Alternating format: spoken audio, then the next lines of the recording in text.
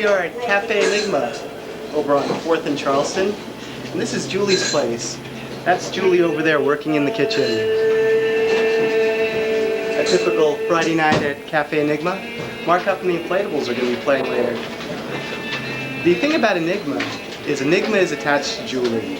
Julie is Enigma, and Enigma is Julie. And for anybody who hangs out at Enigma, they know the saga, which is Enigma and Julie. I'm sure everyone here knows. Let's go over to somebody and see. Julie's made a tremendous effort to bring this place to a kind of atmosphere and spirit that has been found to be positive by many, many people who, prior to this place being put in place, wandered around and said this is simple and ought to get done, and they never had gotten done before. Even this particular space, many, many people, and lots of effort have been put in having this space developed, and in fact, it would have been done before. If it had been any easier than it had been to do. In fact, it turned out to be extremely difficult to do, and only Julie had the character and perseverance, and also a sense of humor to make this courtyard fulfill all the promises it ever had and more. I can't be. With a camera rolling, I can't. Okay, well, you're going to try to be. I'll try. I'm wearing Julie's hat. Do you know about Julie? Hear that music, I'm looking at Julie, the owner of Enigma? Yes. Yes, I've known about her since she opened, actually. What do you know about Julie? What do I know about her? What's the Julie story? Okay, That's what Julie has a daughter named Sophie, and she bought this place because I think she was tired of working for incompetent bosses. So she decided to buy this place and be her own boss. And I had just gotten into Vegas, and I was looking for a place that makes good coffee.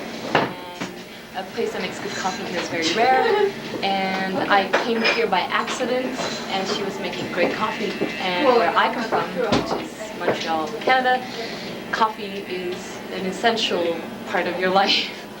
And so I started coming here every day for 2 years to get my coffee in the morning, so I could wake up. Best coffee in town. What can I say? Do you know about Julie? Julie Brewer is an incredibly fabulous human being and one of my closest and dearest friends. Can you tell us something about Julie? Enigma? Julie is a lovely marcasite pin on the lapel of a 40s jacket. Julie is a silver hip flask, half empty, on a counter. Julie is a lonesome whippoorwill singing a sad song. You know all about El Matador, don't you? No. Can you enlighten me? You're going to have to ask some other people about El Matador. El Matador. No. Please. It's a mug's game, my friend. It's a mug's game. The bull charges the matador. The matador slips away. The matador, with the red flag in the bull's face, I should say. The bull charges again. The matador steps away. The matador sticks swords into the back of the bull. The bull keeps coming. One time I saw her at the radio station and she said, "I've seen you screaming on stage before."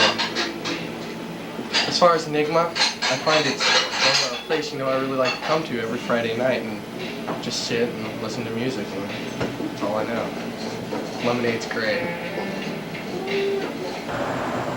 Hello there. Hey. Can you tell me about Julie and Enigma? Do you hang out here very often?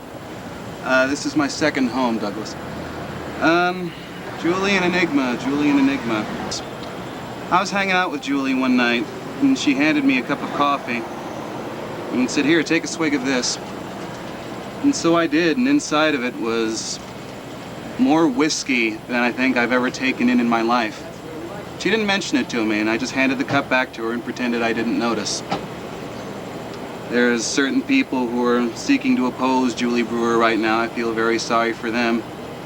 Julie will just go in there and take what she wants. Julie will do whatever's best to keep Julie going. He's a regular. He's got it down. He's thin. He's like the thin white duke. He's got the hair. He's got the glasses. He comes in out of his Porsche with this gloomy, existential, bitter, doomed romantic sort of bit that's just I would have fallen for it. That's what happened. She decided to have a pure physical thing. Next thing you know, she's fallen for it. But there's a problem. There's a hitch. He really is the glue gloomy, doomed, romantic, sad guy. See, he can't be happy. He can't give himself happiness. So what he has to do, basically, is go back and forth between happiness and despair, happiness and despair, happiness and despair. You see what I'm leading up to here? He loves her, she loves him, but he won't claim it. He can't claim it. He won't claim it. He comes this close.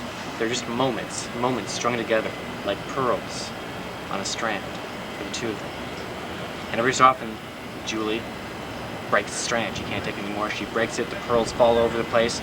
She sits around, lights a cigarette, has a drink, just looks at the pearls on the floor. And then sooner or later, she gets down and she picks up each little pearl and strings them back together. Or even worse, he comes over and strings them back together for her. So it's constant. It's you can visualize it like a moment of violence and passion, ripping the pearls off again, over and over on some sort of horrible loop.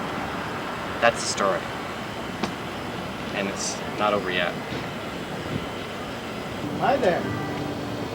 Nice sign, huh? Yeah, I'm just admiring the handiwork.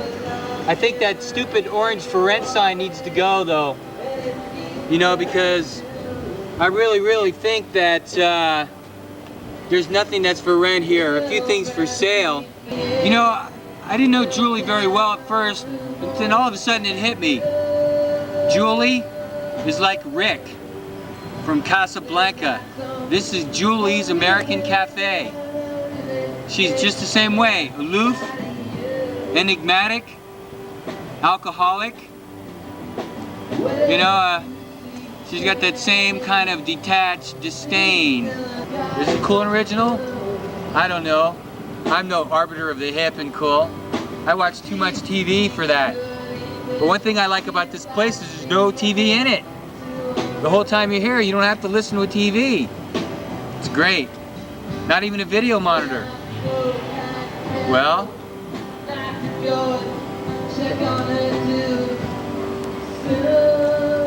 what did you get? Huh? No. Julie's a part of this video too. Where is it going to be played? That's okay, nobody's ever gonna see it, Julie. It's going to be one of those fun private videos. Is that Matthew? It's Matthew.